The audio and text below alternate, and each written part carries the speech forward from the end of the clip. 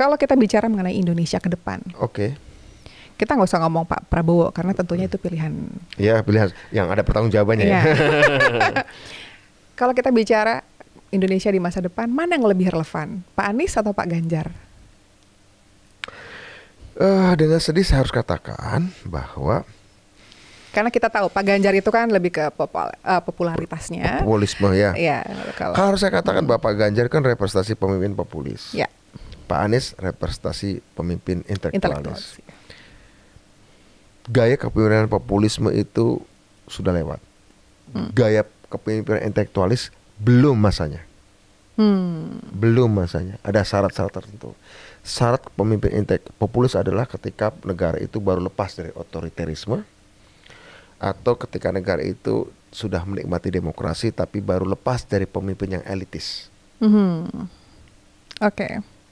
Ya kayak orang baru kena kemarau butuh air minum banyak kan. Nah kalau udah ketika dapat pemimpin yang sudah cukup populis, sudah cukup merakyat, Pak Jokowi yang memang adalah kebutuhan di 2014, kalau udah dahaganya sudah kenyang, udah sembuh, udah nggak haus lagi, masa dikasih minum lagi terus gelonggongan istilahnya, bisa kembung gitu ya. Nah tapi pemimpin intelektualis juga dibutuhkan ke depan, tapi belum pada 10 tahun 20 tahun ke depan. Karena pemimpin intelektualis ada hanya dalam sebuah negara yang kelas menengahnya sudah matang, entrepreneurship-nya sudah berkembang, jiwa inovatifnya sudah berkembang, sistemnya sudah berjalan, sistem universitas sudah banyak masuk kelas dunia, ya, tradisi risetnya sudah berkembang. Kamu taruh pemimpin yang beretorika apapun, it's okay, sistemnya udah kuat. Tapi juga untuk mengatakan bahwa kita ini baru lepas dari otoriterisme atau kita baru lepas dari elitisme, enggak juga. Pak Jokowi bukan seorang yang elitis. Pak Jokowi bukan seorang diktator. Jadi kita nggak lepas dari elitisme, sudah meletakkan dasar. Nah, butuh pemimpin strategik, dan kepemimpinan strategik itu minimal satu generasi.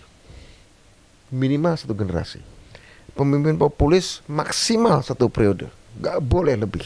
Pemimpin intelektualis ya untuk selamanya.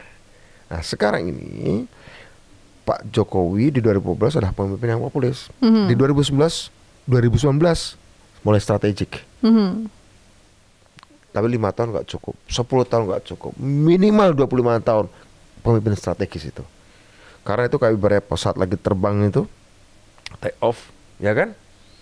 Nah, kalau ada turbulensi, apalagi ada turbulensi macam-macam turbulensi kan? Turbulensi karena kocok ulang teknologi, disrupsi karena pandemi, karena konflik, perang negara-negara besar yang bisa mengubah peta geopolitik dunia. Ini kan goncangan-goncangan, ya. Jadi saya pikir ini dampaknya bisa 25 tahun ke depan. Nah, beyond 2045 mungkin nobody knows.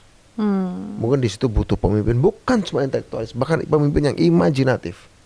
Baik. Beyond intelektual, dia bahkan butuh pemimpin yang berimajinasi di 2045 ke sana.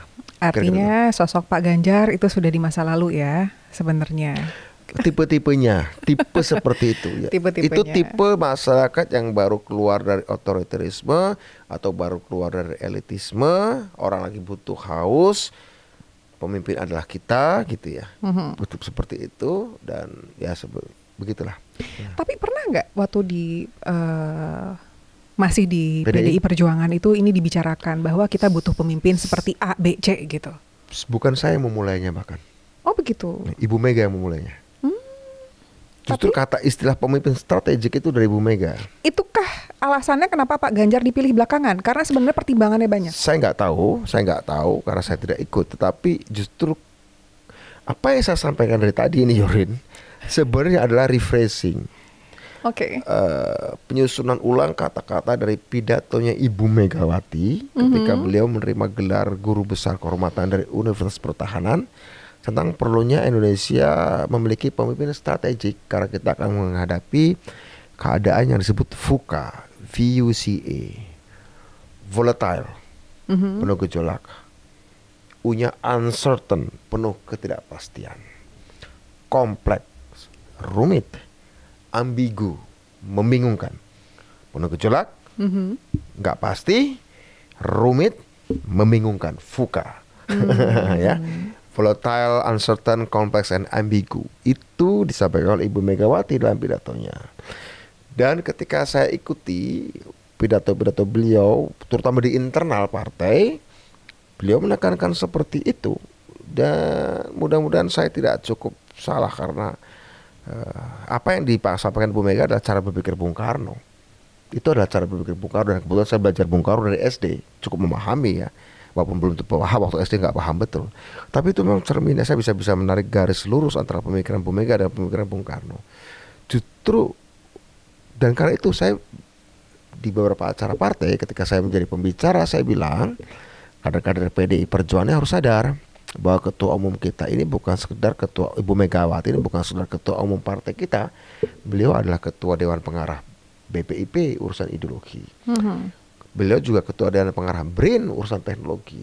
Betul. Artinya dalam sosok Megawati kita temukan seorang politisi, seorang ideolog, dan seorang inovator. Tentu Bu Mega bukan seorang saintis, tetapi sebagai orang politisi yang cukup paham dan peka tantangan teknologis. Beliau sendiri lebih banyak concern pada teknologi pertanian ya, karena beliau pernah kuliah di pertanian di Unpad dulu, sehingga saya merasa beliau sensitivitasnya pada soal-soal pangan begitu ya. Dan kalau berbicara tentang soal pangan dengan beliau ini, beliau bisa menjelaskan secara teknis. Sangat bisa menjelaskan secara teknis. Itu yang nggak pernah muncul di panggung-panggung, hanya muncul ketika berbicara secara terbatas gitu ya. Ini sayang banget sebenarnya. Oke, saya ingin mengatakan bahwa ada kehendak dan keinginan itu dari Ibu Megawati sendiri untuk pemimpin strategis. Bahwa kemudian terjemahan politiknya jatuh kepada populisme agraris lagi di 2024, itu yang sampai sekarang ada missing link, ada rantai putus yang belum saya tahu di mana satu tahap. Kenapa beliau yang dipilih gitu? Ya, ada satu missing di mana argumentasinya dari seluruh penjelasan dalam yang disampaikan oleh Bu Mega secara terbuka maupun ketika saya diskusi dengan beliau, ada satu rantai yang hilang, diputus nih. Ini seperti missing link dalam evolusinya Darwin nih. Ada yang hilang di mana kira-kira gitu ya.